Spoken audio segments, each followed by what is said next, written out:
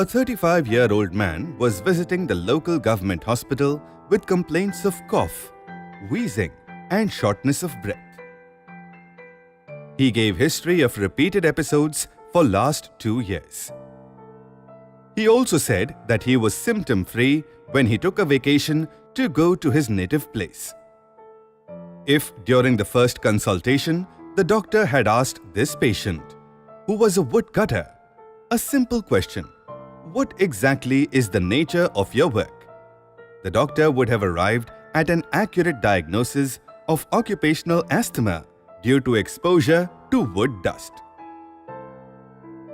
Effective history taking has long been identified as a core discipline in treating patients. Spending more time compiling a good patient history has been known to provide the most benefit as compared to long physical examinations and expensive laboratory tests. Collecting an incomplete history can affect initial therapy and all subsequent decisions for treatment. Therefore, it is essential that primary care physicians ensure that neither the patient nor the health system is unduly burdened by deficient history taking. Even with technological advances, the patient-doctor bond has remained the most integral part of effective history taking. Primary care providers and family physicians can play an important role in improving the recognition of occupational disease, preventing progressive illness and disability in their own patients, and contributing to the protection of other workers similarly exposed. This role can be maximized if physicians raise their level of suspicion for workplace disease, develop skills in taking occupational histories, and also learn basics of advising prevention.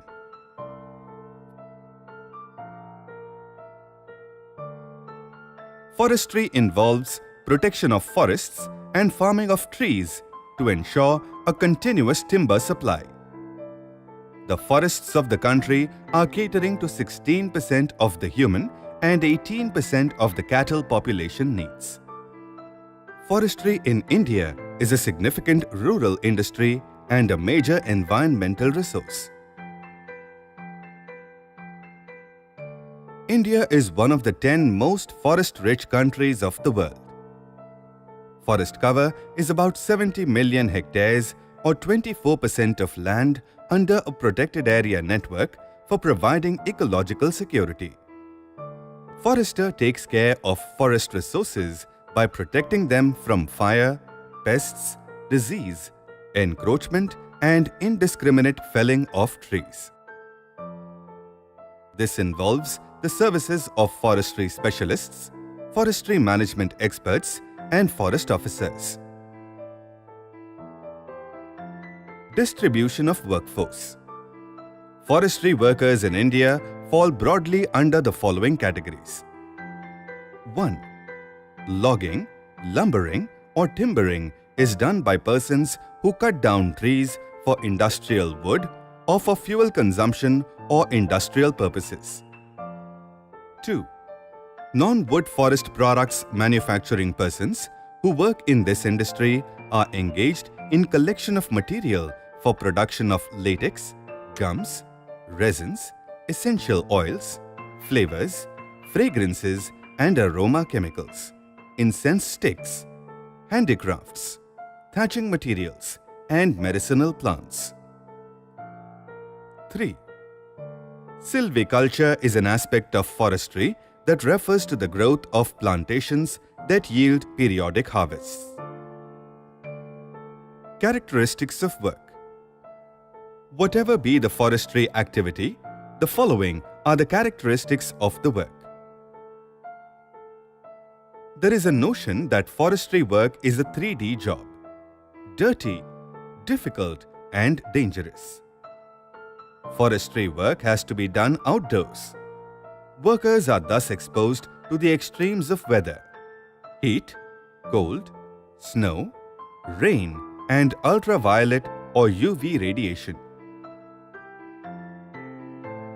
Workers are exposed to natural hazards such as broken terrain or mud, dense vegetation, and a series of biological agents due to working outdoors and even in the night.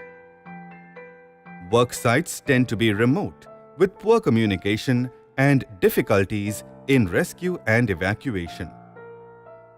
Life in camps with extended periods of isolation from family and friends is still common in many countries. The difficulties are compounded by the nature of the work.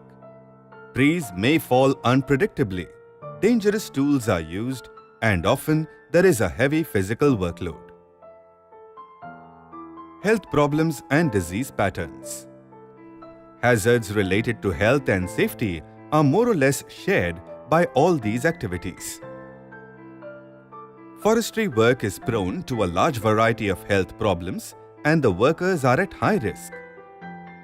Health hazards of the forestry workers are described below with their causative sources and manifestations. Let us now look at health conditions and their causative sources. Respiratory conditions. Occupational asthma is very common. Causative source: organic dust, woodworkers exposed to wood dust like cedar, ebony, and many other types of wood. Asphyxiation. Causative source: smoke from fuel wood and forest fires causes significant human respiratory problems. Smoke plumes, which is a long cloud of smoke or vapor resembling a feather as it spreads from its point of origin from forest fires, can travel hundreds of kilometers, posing a great health risk. Zoonotic hazards. Association with deforestation or human expansion into forest areas has been associated with the outbreak of several diseases such as Ebola, SARS, SIV, Rocky Mountain spotted fever, etc. In India, the threat of reintroduction of the plague reservoir by wild mice always remains, especially when events like the Gujarat earthquake in the year 2000 triggered a migration of wild rodents into urban areas.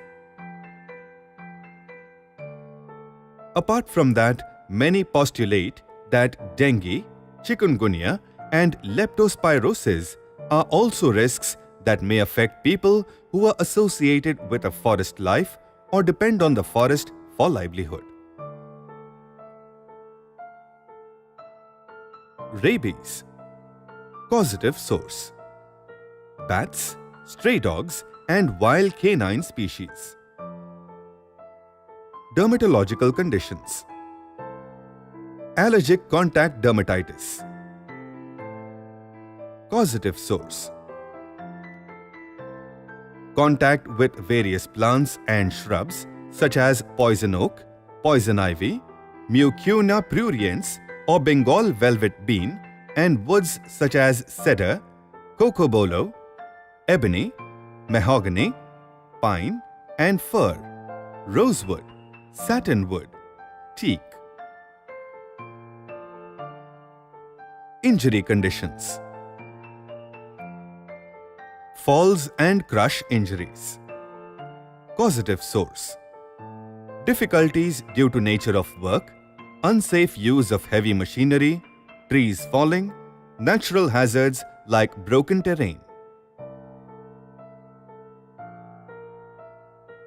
Occupational cervico-brachial disorders or OCD, repetition strain injury or RSI, cumulative trauma disorders or CTD, overuse injury syndrome, work-related neck and upper limb disorders.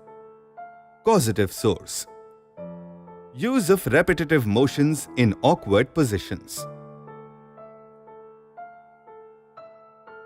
Carpal tunnel syndrome, tendinitis, and tenosynovitis, varicose veins. Causative source: repetitive, forceful, or prolonged exertions of the hands, frequent or heavy lifting, pushing, pulling, or carrying of heavy objects, and prolonged awkward postures. Prevention of occupational diseases and injuries. Simple protective measures like simple dust mask, eyeglasses, use of hand gloves, and hand washing practice can be effective.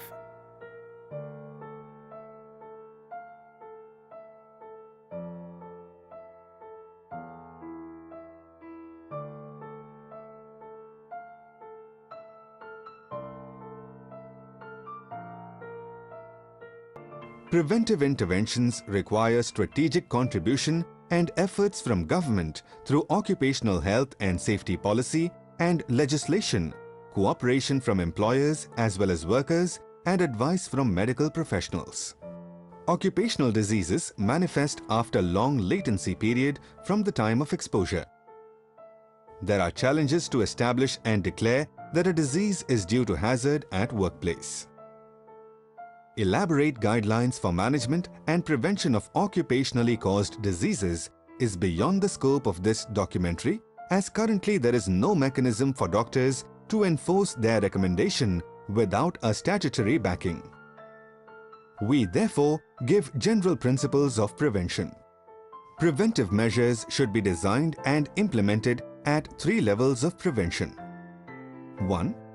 Primary prevention aims to reduce the occurrence of disease by eliminating the cause of disease, for example, use of benzene-free solvents or solvent-free paints to eliminate the risk of carcinogenicity, or reducing exposure to safe levels that prevent it from causing damage, for example, reducing noise at its source to levels that do not cause noise-induced deafness. 2. Secondary prevention to identify and treat health problems as early as possible, often before symptoms have developed, in order to take corrective action. For example, regular audiograms among workers exposed to high levels of noise in the work environment. 3.